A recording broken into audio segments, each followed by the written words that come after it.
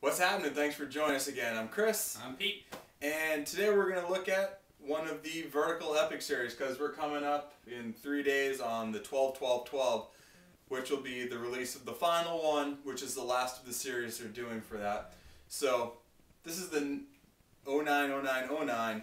So I figured it's time to take it out of the cellar and see what it's actually done, considering the whole point of the series was to actually be able to get all of them and try them at once. But since I got this one, all the others I've tried I haven't really been a fan of. I think I have one other. I think I did the 11 that I have a review of that will probably come up soon too, that I'll actually get around to editing. But this one is a Belgian style porter, and I haven't had it before. I got one bottle. I decided, you know what, I'm going to sit on it till the intended sort of cellaring date. So we'll see what we have. It's definitely a really dark brown, if not black. Like, can't see anything through it. You have these fluorescent lights here in front of your beer cooler that, yeah. There's another one over behind him too, and he's still running out of room.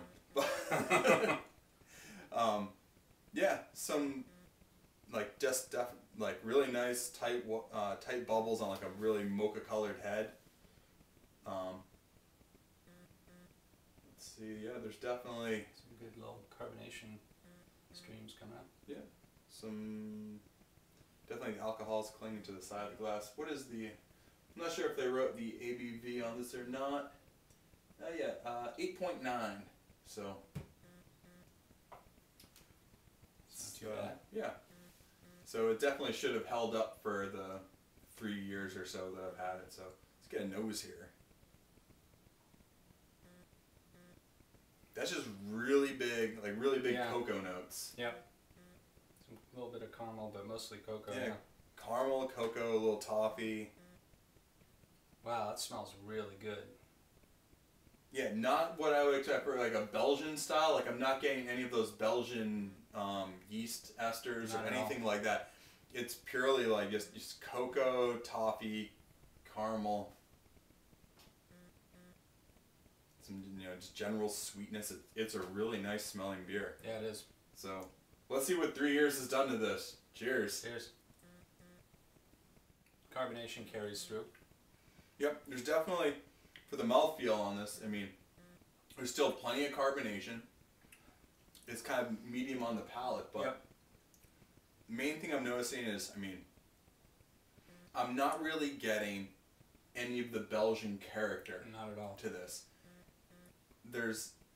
It's like you're having a stout where you're still getting all that cocoa, the chocolate. There's definitely like an espresso, coffee kind of note in there. There's definitely that sweetness, like a dark caramel, a little bit of toffee. I'm almost pulling out like a toasted marshmallow,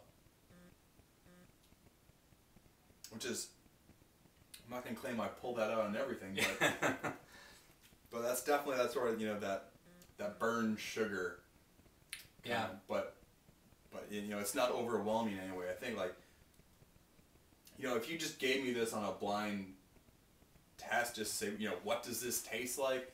Oh, I'm not going, no, this is the Belgian porter, because I'm not getting any of the Belgian esters, but there's definitely still a fair amount of carbonation. I'm not going to call it a fine Belgian style carbonation, but this is a really great tasting beer. This is, from what I've had in the series, this is probably the first of the Vertical Epic series that I ever got or saw.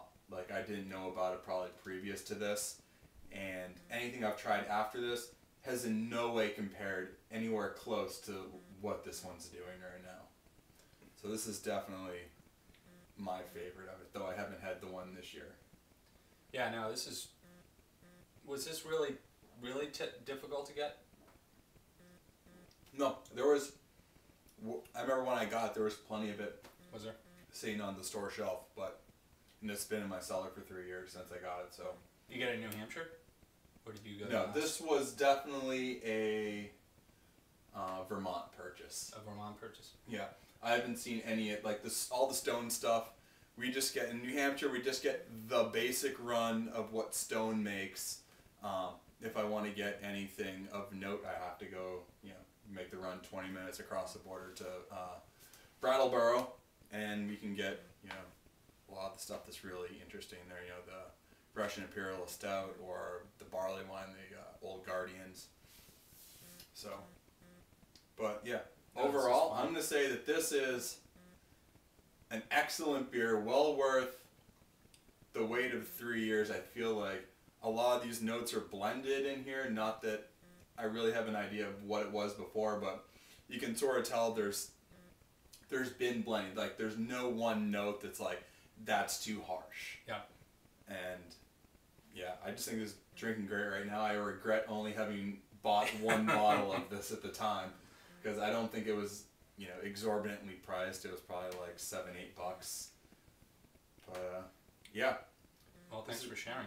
Yeah, this is great. So I guess we're going to keep enjoying the rest of this. I hope you're enjoying something as well. Maybe one of the series here. I know there'll probably be a lot of other videos coming out around this time with a lot of people doing the series. I'm going to probably put the one up of the 11-11-11 shortly. So yeah, we'll keep enjoying this. Hope you're enjoying something. See you next time. Cheers. Cheers.